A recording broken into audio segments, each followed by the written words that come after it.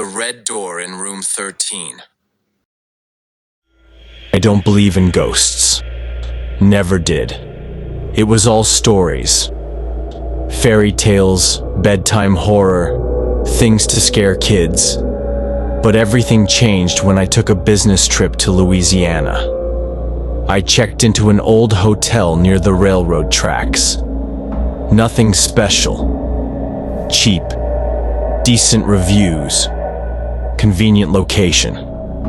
At the front desk sat an elderly woman. She asked me twice if I was sure I wanted room 313. I just laughed. Yeah, it's fine.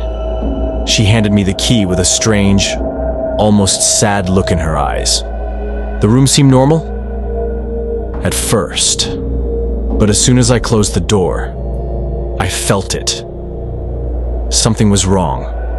The air was cold, like someone had left a window open. There was a dark stain on the wall, like water soaking through the wallpaper. The bathroom was old, the mirror foggy. When I leaned down to wash my face and looked back up, my reflection lagged. Just for a split second, but enough to make me freeze. I fell asleep quickly, but something woke me in the middle of the night, scratching. It was coming from under the bed. Then, footsteps, slow, deliberate. I got up and opened the door to the hallway, completely empty. But at the very end, where there used to be a wall, there was a door, red, bright, wet red, like fresh blood. No room number. Just one word scratched into it. Leave. The next morning I told the housekeeper what I saw. She froze, clutching the rag in her hand. "You saw it?" she whispered. I nodded. "Then you need to go. It's already chosen you." I asked her what she meant. She told me a story. In the 1970s, a man who stayed in room 313 went mad. He said he heard a voice behind the wall. He opened a door that didn't exist and vanished. 2 months later, they found his body in a basement that wasn't on the hotel plans. His eyes were gone. That night, I had the same dream. I stood in the hallway, facing the red door. Inside, someone was crying. A woman. "Help me," she whispered. I woke up sweating. On the fourth night, I didn't wake up in bed. I opened my eyes and found myself standing in the hallway. Right in front of the door, the message had changed. Now it read, "Enter." I couldn't resist. I opened it. There was no room, only a narrow brick tunnel. The air was damp. The lights flickered. I kept walking until I reached a small room. It looked like a morgue, a metal table, a woman lying on it. Her eyes had been cut out. She slowly lifted her head. "You're with me now," she whispered. Then, darkness. I woke up in my apartment. Everything seemed normal. But when I walked into the hallway, there it was. The red door. I screamed. I tried to break it, seal it, paint over it. Nothing worked. It was there. I moved. New city. New job. New number. Months went by. Peaceful. Then, during another trip, I opened my hotel room, and it was there, waiting. Now it follows me. Everywhere. No matter where I go, it finds me. I don't know how much time I have left, but if you're hearing this, listen carefully. If you ever see a red door, no number, with the word "leave" scratched into it, don't open it. Don't go near it. And whatever you do, don't look at it too long.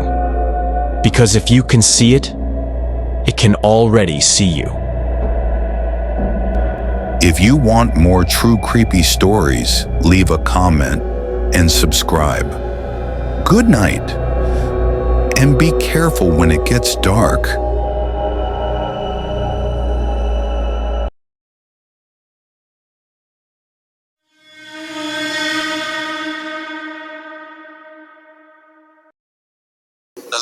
last night at Black Pine Camp.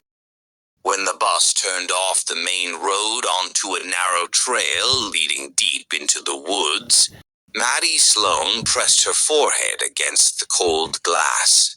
The towering pines stood like a solid wall, as if guarding ancient secrets hidden in their shadows. "Welcome to Black Pine Camp, kids," said Mr. Harris, the camp director, with forced cheerfulness. His smile seemed too wide, almost strained. The bus jolted to a stop, revealing a cluster of old wooden cabins arranged in a semicircle by a small lake. Everything looked strangely deserted. No laughter, no shouting, no bustling crowds. Only silence and the faint creaking of the pines in the wind. "Where is everybody?" Maddie whispered to her best friend, Jules. "Maybe we're the first to arrive," Jules replied, though uncertainty colored her voice. Maddie grabbed her worn backpack and stepped down the shaky bus stairs. The sky was heavy with gray clouds, and the wind carried a strange scent. A mix of rotting leaves and something metallic. She didn't know yet that this summer would be her last. The first night passed quietly. The kids settled into their cabins. Maddie and Jules were assigned cabin #7 in the old section of the camp, closest to the forest. "Look," Jules said, pointing to the cracked number on the door. "7, the unlucky number." "How comforting," Maddie muttered, hauling her bag inside. The room smelled of damp wood and mold. The beds creaked loudly, even with the slightest movement. That night, Maddie woke to a strange noise. Something scratching at the window. She froze, listening. Scratch. Then a soft tapping. She gathered her courage and sat up. In the moonlight, she saw a shadow flicker outside the glass. "Jules," she whispered, turning toward her friend. But Jules was sound asleep, her face buried in the pillow. Maddie's heart pounded so loudly she thought it might wake the whole camp. She convinced herself it was just a branch, just her imagination. But in the morning when she checked the window, there were long, thin scratches on the glass, like fingernail marks. The next 2 days passed in a blur. The camp remained eerily empty. Many kids, they learned, hadn't arrived at all. Some had last-minute emergencies. Others had family issues. Maddie counted barely 20 kids total. At night, strange sounds continued. Whispers in the dark, soft footsteps outside the cabin, and glimpses of shapes moving between the trees. On the 3rd day, Katie, a girl from the neighboring cabin, vanished. Her bed was neatly made. Her clothes were gone. But no one had seen her leave. "Maybe she wandered into the woods," Mr. Harris suggested during an emergency meeting. "Or her parents picked her up." No one believed him. Maddie noticed how his hands trembled and how he nervously fiddled with the hem of his jacket. Something was very wrong. On the 4th night, Maddie had enough. "We have to find out what's happening," she whispered to Jules. "This camp, it's wrong." They grabbed flashlights and sneaked out into the night. The full moon lit the lake like a sheet of glass. They headed for the old library, a half-abandoned shack deeper in the woods. Inside, the air smelled of mold and damp paper. The overhead lamp flickered, throwing ominous shadows. Digging through dusty archives, they found it. Yellowed newspapers from 1958 told stories of strange disappearances at Black Pine Camp. 15 children had gone missing. The camp was shut down. But 30 years later, someone bought the land and reopened it. Maddie turned a page. A photograph. Black and white. A group of smiling children, and among them, a girl who looked exactly like Maddie. An icy knot tightened in her chest. Walking back to the cabin, Maddie heard them for the first time. Rustling, Light footsteps just behind her, whispering. She turned. Nothing. Yet the feeling of being watched clung to her like a second skin. That night, Black Pine Camp plunged into chaos.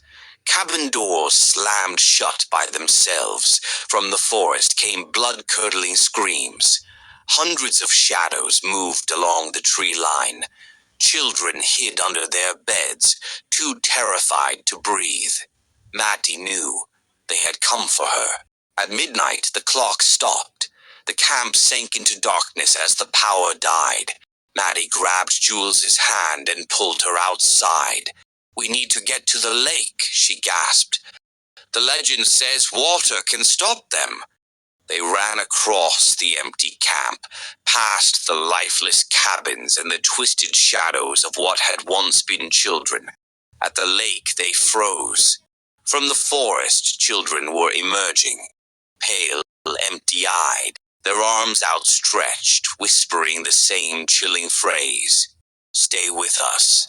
Maddie took a step back, tugging at Jules, but suddenly Jules pulled away. "Oh, I'm sorry, Maddie," she whispered, and for a brief moment something alien flickered in her eyes.